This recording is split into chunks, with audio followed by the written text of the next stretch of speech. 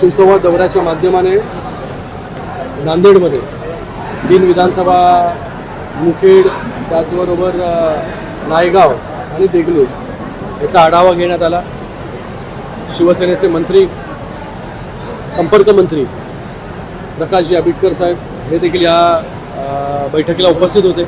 त्यांच्यावरती या जिल्ह्याची संपर्क मंत्री म्हणून जबाबदारी दिलेली आहे। शिवसंवाद दौरा जसा बाकी ठिकाणी कार्यकर्त्यांची चर्चा करून येणाऱ्या निवडणुका असतील किंवा आता चालू असणारं SIR असेल किंवा BLAची नेमणुका असतील, या सगळ्या गोष्टींचा जो आहे तो आढावा या ठिकाणी घेण्यात आला आणि भविष्यामध्ये कशी संघटना वाढेल, कशी ताकद वाढेल शिवसेनेची, याच्यासाठी जे ज्या काही गोष्टी ज्या आहेत त्या सांगायच्या त्या या ठिकाणी सांगितलेल्या आहेत। साहेब, ग्रामीण भागातली तुमची बैठक आहे, परंतु आज आम्ही पाहिलं की ते तुमचे पदाधिकारी असतील किंवा कार्यकर्ते त्यांनी सातत्याने शेतीच्या संदर्भामधली समस्या मांडलेल्या आहेत।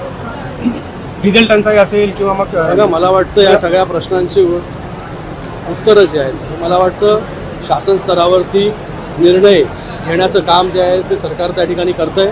काल देखील कांद्याचे प्रश्न येऊन जे आहे हे केंद्रीय मंत्रिमंडळाबरोबर माननीय मुख्यमंत्री महोदय असतील, उपमुख्यमंत्री महोदय असतील, त्यांनी त्या ठिकाणी बैठक घेतलेली आहे। त्याच्यामध्ये लवकरात लवकर तोडगा जो आहे हा शेतकऱ्यांना तो पाहिजे तो होईल। त्याचबरोबर जलजीवन मिशनची पण काल बैठक झाली।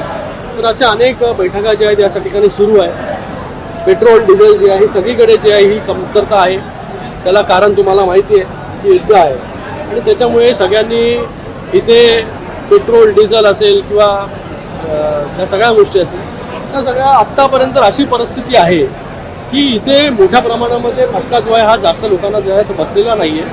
बाकी देशांमध्ये जर आपण पाहिलं की मोठ्या प्रमाणामध्ये पेट्रोल डिझेलचे रेट जे आहे ते वाढलेले आहेत आणि तिकडे पेट्रोल डिझेल देखील अवेलेबल होत नाही आहे। पण भारत देशामध्ये, महाराष्ट्रामध्ये जे आहे तशी परिस्थिती नाही आहे, चांगली परिस्थिती असणार आहे। सोयाबीन नाही का आता पेरणीला बियाणं लागतं, प्रति क्विंटल 1000 रुपयांवर वाढले, त्याच्याबद्दल देखील सरकार जे आहे योग्य प्रकारे जो आहे तो विचार जो आहे तो करेल। चिखलीकर रात्री तुमच्याशी तुमची भेट घ्यायला आले चिखलीकरांची चर्चा वगैरे?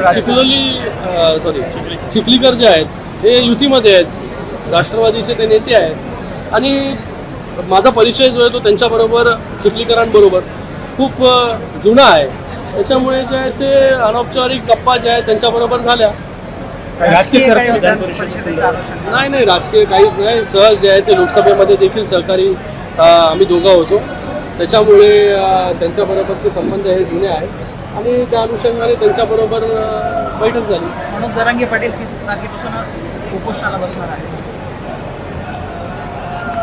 बघा, मला वाटतं आता त्यांच्या ज्या मागण्या होत्या त्या सगळ्या मागण्या ज्या आहेत ते शिंदेसाहेब जेव्हा मुख्यमंत्री होते त्यानंतर देवेंद्र फडणवीस साहेब जेव्हा मुख्यमंत्री होते तेव्हा देखील त्यांच्या मागण्या ज्या आहेत ते पूर्ण करण्याचं काम जे आहे सरकारच्या माध्यमाने झालेलं आहे। अजून त्यांचं काय म्हणणं आहे त्याच्यासाठी देखील सरकार जे आहे पूर्णपणे सकारात्मक या ठिकाणी आहे। नांदेडमधून निघताना सर पावसामध्ये अपघात झाला,